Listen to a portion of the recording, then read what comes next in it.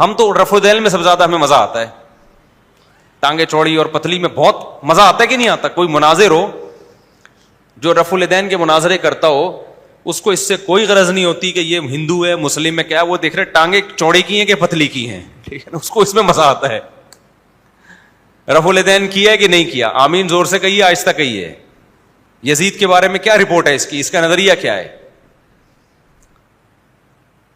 تو شخصیات کو لے کے یا نمازوں میں چھوٹے موٹے اختلافات کو لے کے ہم تو ان چیزوں کو بہت ویلیو دیتے ہیں. الحمد سے لے کے قرآن جن چیزوں کو ویلیو دیتا ہے وہ اس کے علاوہ ہیں.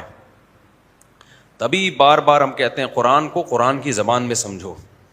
تفسیروں میں بھی بعض دفعہ یہ ہوتا ہے کہ جس کا جو دماغ ہوتا ہے نا, جو وہ لوگوں کا مائنڈ سیٹ کرنا چاہ رہا ہوتا ہے, وہ تفسیر میں اسی حساب سے تفسیر کرتا ہے. تو آپ جس کی تفسیر پڑھو گے نا, مفسر کا جو نظریہ ہوگا, مفسر کی نظر میں جن باتوں کی ویلیو ہوگی, آپ اس کو فوکس کرنا شروع کر دو گے. رائٹر کا بڑا اثر پڑتا ہے کہ جس نے لکھی. تاریخ پتہ ہے کیا ہے, ہسٹری میں ہوتا کیا ہے؟ ہسٹری جب بھی پڑھی جاتی ہے نا, یہ نہیں کہ منہ اٹھا کے جس کی چاہے کتاب پڑھ لو. ہسٹری میں آپ کو دیکھنا پڑتا ہے کہ جس نے کتاب لکھی ہے اس کے اپنے نظریات کیا تھے. بہت زیرک ہو کے ہوشیاری کے ساتھ تاریخ پڑھنی پڑتی ہے, کیونکہ جس کا جو کانسیپٹ ہوتا ہے نا, اگر وہ شیعہ ہے تو ہسٹری ساری شیعہ کے حساب سے لکھے گا, وہ سنی ہے تو ہسٹری ساری سنی کے حساب سے لکھے گا. وہ اگر اس کا ایک خاص نظریہ ہے وہ اس اسٹائل سے لکھے گا, وہ تو آپ کا وہ مائنڈ بن جائے گا اور آپ کہو گے تو ہسٹری سے ثابت ہے. حالانکہ ہسٹری سے ثابت نہیں ہوتا. وہ رائٹر جو مصنف ہے, مؤلف ہے, وہ اس کا اپنا نظریہ ہوتا ہے جو لاشعوری طور پر آپ کو پتہ بھی نہیں چلا ہوتا, اس نے اپنا نظریہ آپ کے دماغ میں انسٹال کر دیا ہوتا ہے. اچھے کو برا بنا دیا ہوتا ہے, برے کو اچھا بنا دیا ہوتا ہے اس نے. تاریخ میں بہت ہوتا ہے ایسا. اس لیے ہم کہتے ہیں صحابہ کرام کو سمجھنے کے لیے سب سے پہلے قرآن ہے. تاریخیں انسانوں نے لکھی ہیں اور قرآن اللہ نے لکھوایا انسانوں سے ہی ہے, مگر اس میں غلطی سے پاک ہونے کی ذمہ داری کس نے لی ہے؟ اللہ نے لی ہے. جب قرآن نے کہہ دیا رضی اللہ عنہم, نبی کے ساتھیوں کو جو بھی کلمہ گو مسلمان تھے ان کے فضائل بیان کر دیے, تو ہسٹری کی ایسی کی تیسی. میں یہ نہیں کہہ رہا ہسٹری سے صحابہ کا غلط ہونا ثابت ہو رہا ہے, ہسٹری سے ہوتا بھی نہیں ہے, لیکن ہسٹری جو لکھ رہا ہے نا, اگر اس کے دل میں صحابہ کا بغض ہے تو وہ ساری چیزوں کو اسی حساب سے لے کے جاتا ہے. وہ جو فیور میں چیزیں جاتی ہیں ان کو اگنور کرتا ہے, جو مخالفت میں جائیں گی ان کو ویلیو دے گا. وہ اس کو کہتے ہیں ایک آنکھ بند کر کے تحقیق کرنا. بعض اسکالرز ایسے ہیں جب وہ تحقیق کرتے ہیں تو ایک آنکھ بند کر کے وہ چیزیں دیکھتے ہیں جو ان کے فیور میں جا رہی ہیں, جو ان کے اگینسٹ جا رہی ہیں, وہاں سے آنکھ کیا کر لیتے ہیں؟ بند. اب جس کو صحابہ کا بغض ہے, ہسٹری جب وہ پڑھے گا یا لوگوں کے سامنے بیان کرے گا تو وہ چیزیں لے کر آئے گا جس سے ان کی شان میں کمی آ رہی ہو. وہ تمام چیزیں جس سے ان کی شان میں کی ویلیو بڑھ رہی ہو اس کو وہ اگنور کرتا رہے گا. تو یہ ہوتا ہے. غزوہ احد میں دیکھ لو نا, غزوہ احد میں صحابہ کرام کو شکست ہوئی.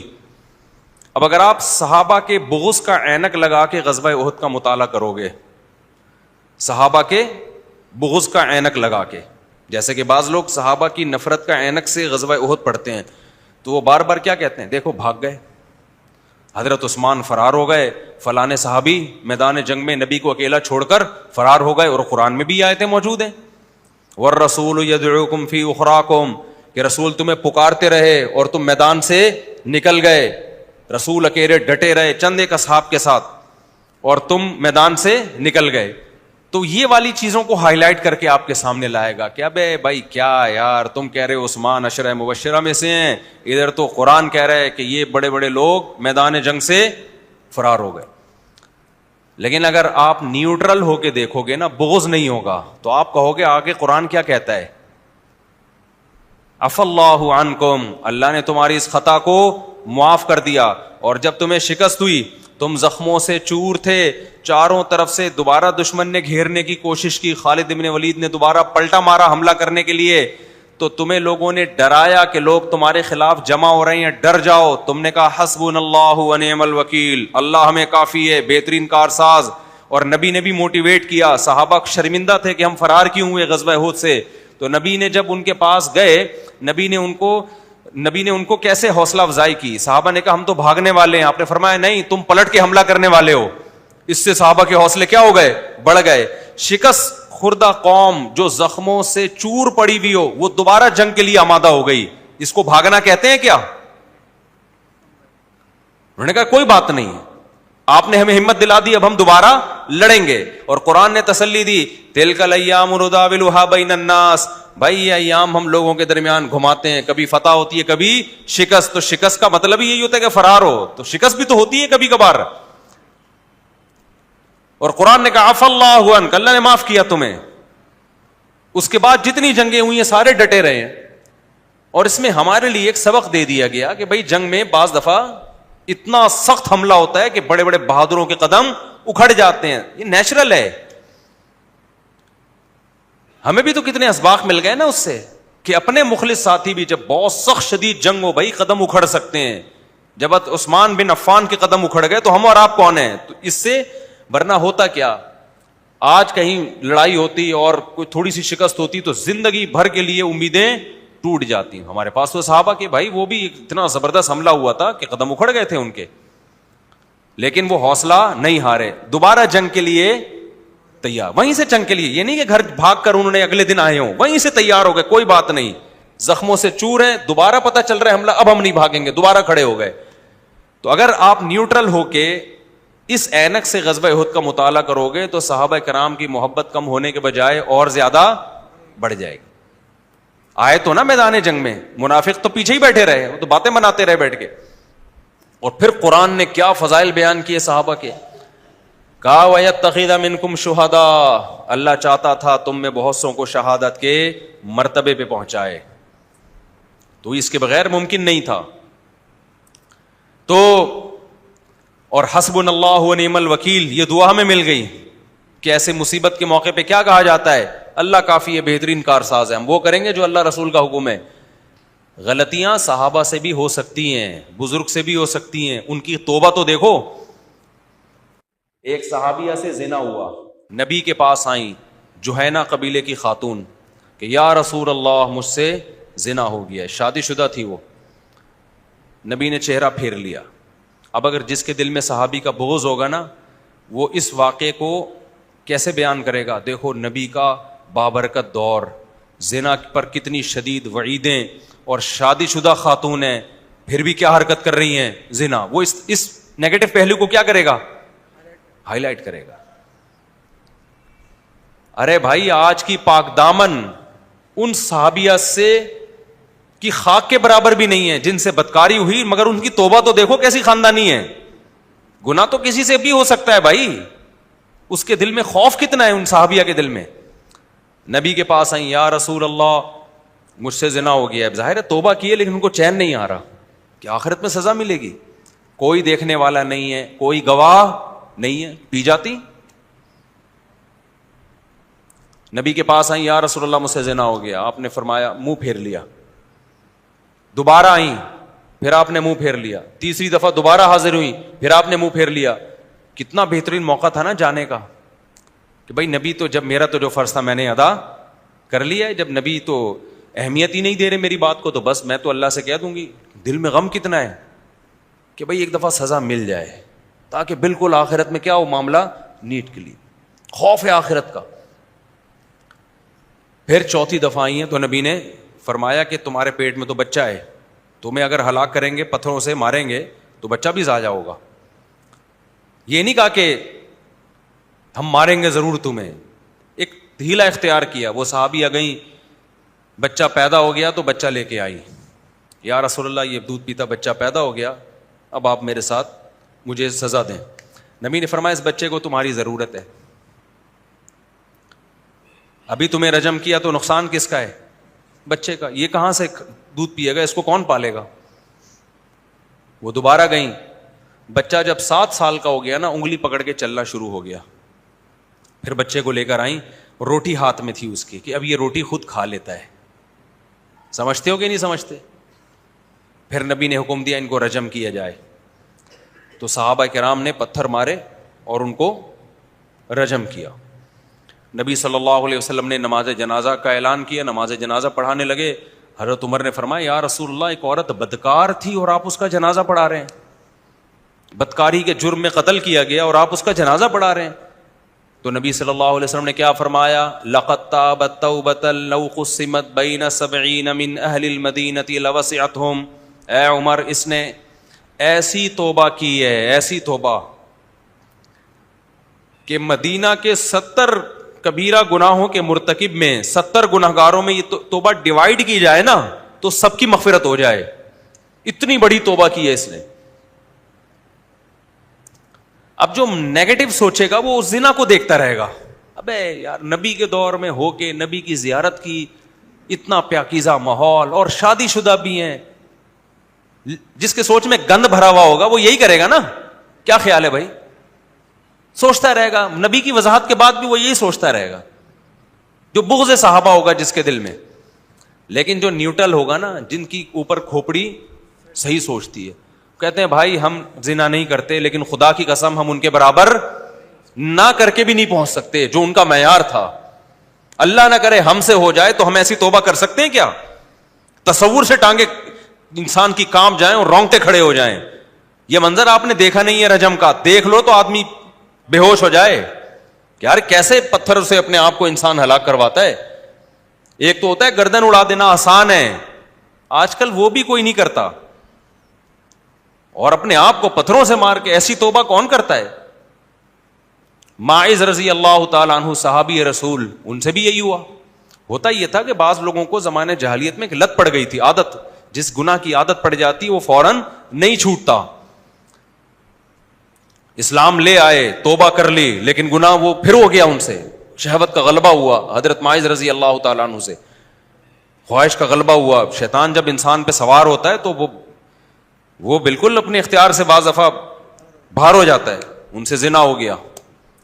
وہ بھی شادی شدہ تھے، وہ بھی نبی کے پاس آئے. یا رسول اللہ مجھ سے زنا ہو گیا، اللہ کا حکم جاری کریں. آپ نے وہاں بھی منہ موڑ لیا. آپ نہیں چاہتے تھے کہ یہ آئیں، بس مقصد ہے توبہ کریں اللہ سے. بس کیوں آ رہے ہیں میرے پاس؟ اللہ نے پردہ ڈال دیا گناہ پہ، پردہ ڈالیں، توبہ کریں. لیکن ان کے دل میں خوف کہ یار یہ دنیا کچھ بھی نہیں ہے، اصل کیا ہے؟ آخرت. پھر دوبارہ آئے، پھر تیسری دفعہ آئے، پھر چوتھی دفعہ آئے. پھر نبی نے حکم دیا ان کو رجم کیا جائے. تو صحابہ ان کو ایک پتھریلی جگہ پہ لے کر گئے. جو حدیث کے الفاظ ہے، جب ان کو پتھر مارنا شروع کیے تو وہ زخموں کی تاب اور درد کی شدت کو برداشت نہیں کر سکے اور بھاگ گئے. ہوتا ہے نا، جب ظاہر ایک انسان کے اختیار سے باہر ہے پتھر کھانا، تو وہ بھاگے ہیں. تو وہ صحابہ کرام ان کے پیچھے، اور بالآخر ان کو گھیر کے رجم کر دیا ان کو. تو نبی صلی اللہ علیہ وسلم کو جب اطلاع ملی کہ وہ بھاگ گئے تھے تو آپ نے فرمایا ہلا ترکتموہ، اگر وہ بھاگ گئے تھے تو تمہیں ان کو چھوڑ دینا چاہیے تھا، پھر نہیں گھیرنا چاہیے تھا. اسی سے علماء نے مسئلہ استنباط کیا ہے کہ جو گواہوں کے ذریعے سزا ثابت ہو نا، اس میں تو بھاگنے نہیں دیا جائے گا. لیکن ایک آدمی نے خود اقرار کیا ہے تو اس کے بھاگنے کو یہ سمجھا جائے گا جیسے اس نے اس اقرار سے رجوع کر لیا ہے. سمجھ میں آ رہی ہے بات؟ تاکہ حد کو کیا کیا جائے؟ ساقط. شریعت میں حد کوئی پسندیدہ چیز نہیں ہے. حدیث میں آتا ہے ادرؤوا الحدود ما استطعتم، جتنی استطاعت حد کو ساقط کیا جائے گا. ذرا سا بھی شبہ ہوگا حد ساقط ہو جائے گی. تو کیونکہ گواہ سے تھوڑی ثابت ہے، یہ تو خود انہوں نے کہا ہے. تو نبی نے فرمایا کہ جب خود فرار ہو گئے تو چھوڑ دیتے ہیں ان کو تم. لیکن ان صحابی کا حوصلہ دیکھو یار، کتنا بڑا حوصلہ ہے یا نہیں ہے کہ اپنے آپ کو پتھر کھانے کے لیے پیش کر دیا انہوں نے. تو جس کے دل میں صحابہ کرام کا بغض ہے، صحابہ کرام کا بغض ہے، اس کو تو ہر چیز الٹی نظر آئے گی. حضرت معاویہ بھی برے لگیں گے اس کو. جس کو بغض نہیں ہے وہ کہے گا بھائی سیدنا معاویہ اور سیدنا علی کا سیاسی اختلاف تھا. حضرت معاویہ حضرت علی کے خلاف بغاوت پہ نہیں آئے تھے. بغاوت یہ ہوتی ہے کہ عوام ریاست پہ حملہ کرے، باقی لوگ ریاست پہ حملہ کریں. حملہ میں پہل سیدنا علی نے کی تھی، حضرت معاویہ نے تھوڑی کی تھی. انہوں نے تو اپنا دفاع کیا ہے. اور ان کا مطالبہ بذات خود تو جائز تھا کہ سیدنا عثمان کے قاتلوں کا حساب لو. بھائی ہم ان کے خاندان کے لوگ ہیں. فقط جعلنا لولیہ سلطانا، اللہ کہتے ہیں ہم نے جو ولی ہے مقتول کے اس کو قدرت دی ہے، وہ قصاص لے سکتا ہے. تو ہمیں اللہ نے یہ رائٹ دیا ہے، تو حکومت پہ دباؤ ڈالنے کے لیے بذات خود یہ جائز مطالبہ ہے. اس میں نہ حکومت کی کرسی مقصد ہے، نہ لالچ مقصد ہے. دوسری طرف سیدنا علی کا مطالبہ یہ تھا بھائی میرے پاس طاقت نہیں ہے قاتلوں کو قصاص لینے کی، اور اگر میں نے آپ کو ایسے ہی چھوڑ دیا تو امت دو ٹکڑوں میں بٹ سکتی ہے، تو آپ کو تلوار کی زور سے ہم بیعت پر مجبور کریں گے. یہ ایک سیاسی اختلاف ہے، اس میں کسی کا مقصد برا نہیں ہے. ہم سمجھتے ہیں کہ حضرت علی برحق تھے، لیکن سیدنا معاویہ ان کی غلطی اجتہادی غلطی تھی، سوچ کی غلطی تھی، رائے کی غلطی تھی، وہ غلطی نہیں تھی جس سے انسان فاسق و فاجر ہو جاتا ہے. لیکن اگر آپ الٹا سوچتے ہو تو کسی نے سیدنا علی کو برا بھلا کہنا شروع کر دیا اور کسی نے سیدنا معاویہ کو برا بھلا کہنا شروع کر دیا. اہل سنت والجماعت جو ہمیشہ اعتدال پر رہتے ہیں انہوں نے بڑی اعتدال کی بات کی. بھائی دلائل کی دنیا میں سیدنا علی کا پلڑا بھاری تھا، لیکن سیدنا معاویہ اجتہادی خطا پر تھے. وہ والی خطا نہیں تھی جو گناہ والی خطا ہوتی ہے، جان کر مجرم بنتا ہے. بعض دفعہ انسان ایک رائے قائم کرتا ہے، وہ رائے کیا ہوتی ہے؟ کبھی صحیح ہوتی ہے، کبھی غلط ہوتی ہے. اور یہ جو ہے تقتلہ فئۃ باغیہ کہ باغی جماعت قتل کرے گی، اس کے درجنوں دفعہ جواب دیے جا چکے ہیں. یہ بہت پرانا قصہ ہو گیا یہ جو ہے نا تقتلہ فئۃ باغیہ. باغی کا مطلب کیا ہے؟ باغی کے مطلب میں 20 مطلب نکلتے ہیں. پھر کیا ان کو حضرت معاویہ کی جماعت نے قتل کیا تھا؟ یہ خوارج نے قتل کیا تھا جو واقعی میں باغی تھے. لوگ فوراً حدیث پیش کر دیتے ہیں نا کہ حضرت عمار بن یاسر کو تو حدیث میں آتا ہے باغی جماعت قتل کرے گی، باغی جماعت قتل کرے گی نا، تو اس کے تو پتہ چلتا ہے حضرت معاویہ باغی تھے. تو پہلی بات یہ کہ ان کو حضرت معاویہ کے لوگوں نے قتل کیا یا ان کی فوج میں جو خوارج تھے انہوں نے قتل کیا؟ اس کا بھی تو پورا امکان ہے کہ خوارج نے قتل کیا ہو. خوارج واقعی باغی تھے، حضرت علی کے باغی تھے، وہ تو تلوار اٹھاتے تھے حضرت علی کے خلاف. تو دوسرا حضرت معاویہ، اس پہ پھر میں جاؤں گا تو وہ ٹاپک ہی چینج ہو جائے گا نا. ہر بات کا اہل سنت نے جواب دیا ہے، کوئی سنے تو، کوئی سننا ہی نہیں چاہتا. سیدنا معاویہ کا بغض اس کے دل میں بیٹھ گیا ہے، اس کے آگے بات کرنا ایسا ہے جیسے بھینس کے آگے بین بجانا.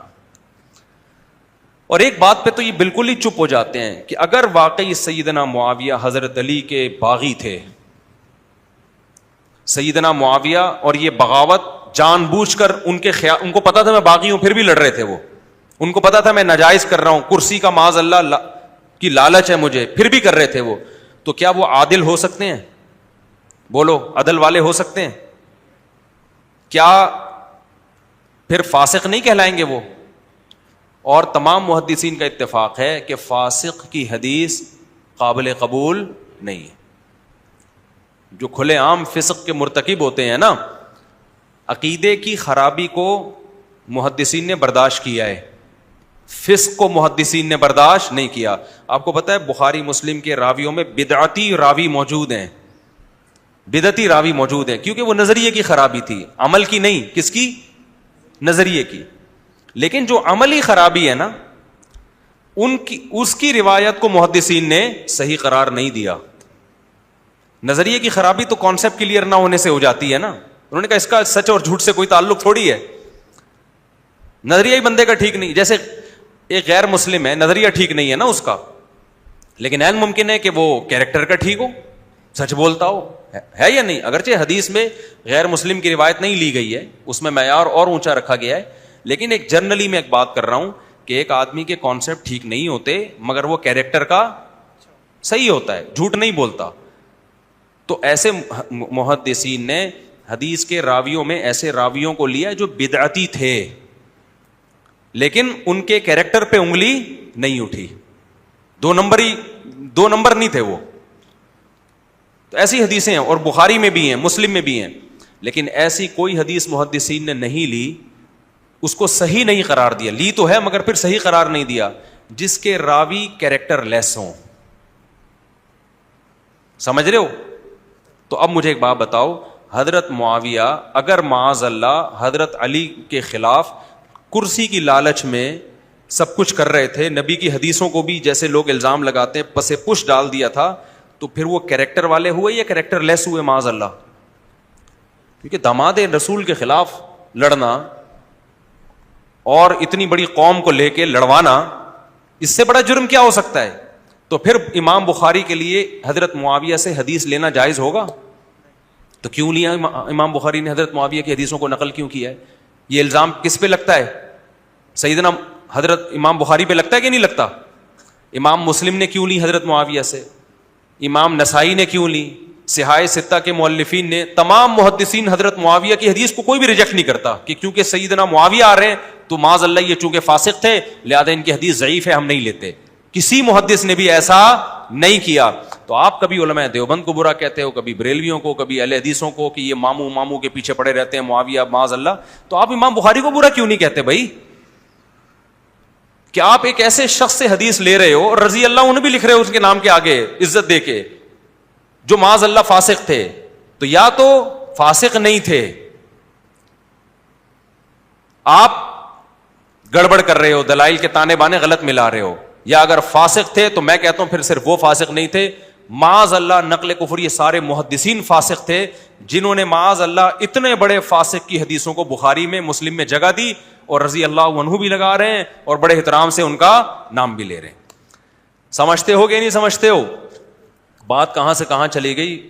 تو آپ جب اینک ہی غلط لگا لی ہو نا آپ نے، جیسے ساس کو بہو کا ہر اچھا کام بھی الٹا ہی نظر آتا ہے اور بہو کو ساس کا ہر اچھا کام کیا نظر آئے گا؟ الٹا. مجھ سے کسی خاتون نے پوچھا میری نند میں یہ کچھ ہے، میں نے کہا چونکہ آپ کی نند ہے لہذا یہ کچھ اس کے اندر ہوگا کیونکہ نند ہے وہ. یہی کچھ اگر بہن میں ہوتا تو وہ کچھ بھی.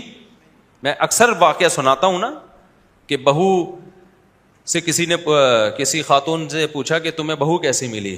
اس نے کہا میری بہو ایک نمبر کی نالائق، کم بخت 12 بجے سو کے اٹھتی ہے اور میرا بیٹا جورو کا غلام بنا ہوا ہے. کہا اچھا یہ بتائیں آنٹی آپ کو داماد کیسا ملا؟ ماشاء اللہ اتنا پیارا داماد ہے، میری بیٹی 12 بجے سو کے اٹھتی ہے، کچھ بھی نہیں کہتا اس کو. تو یہ ہے تو ایک مثال، لیکن جب آپ اس کو آگے لے کے جاتے ہیں نا تو صحابہ کے ساتھ بھی یہی ہو رہا ہے بھائی، ائمہ مجتہدین کے ساتھ بھی یہی ہو رہا ہے. بعض لوگوں کو امام حنیفہ سے بغض ہو گیا ہے. ایک یہاں بیٹھے ہوئے تھے کہہ رہے امام حنیفہ کو تو 17 حدیثیں آتی تھیں خالی. میں نے کہا بس کر دے یار. اہل سنت والجماعت کے جو سب سے بڑے امام ہیں ان کو امام اعظم بھی اس لیے کہا جاتا ہے کہ جتنا اس امت میں مسائل میں قرآن و حدیث کی ریسرچ میں ابو حنیفہ کو فالو کیا گیا ہے اتنا تینوں کو مل کے فالو نہیں کیا گیا، تینوں اماموں کو، اور ان کو 17 حدیثیں آتی ہیں. کچھ سینس ہے؟ یہ میں پڑھے لکھے لوگوں کی بات کر رہا ہوں، اتنی بڑی داڑھی ایک صاحب یہیں بیٹھ کے کہہ 17 تو حدیثیں آتی تھی ان کو. میں نے کہا بس کر دو، کچھ اور کہہ دو، کوئی اور الزام لگا دو. تو یہ ہے جب آپ نے اینک ہی غلط لگا لی ہے نا، بعض دفعہ بغض کی اینک لگتی ہے، بعض دفعہ عقیدت کی اینک لگ جاتی ہے. جب عقیدت کی اینک لگتی ہے تو ہر الٹی بھی سیدھی نظر آنا یہ بھی غلط ہے. لیکن جب تک آپ کے پاس پراپر نالج نہ ہو آپ رائے قائم نہیں کر